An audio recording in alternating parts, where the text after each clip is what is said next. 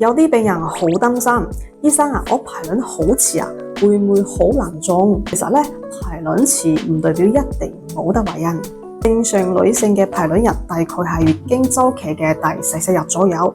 但有啲人咧，因為壓力啊、作息啊或者體重嘅變化咧，或者係有多輪卵巢嘅問題咧，會令到個排卵係延遲嘅。咁如果週期係30幾日、40日都有，如果最終都係有排卵，咁其實懷孕嘅機會仍然係有嘅。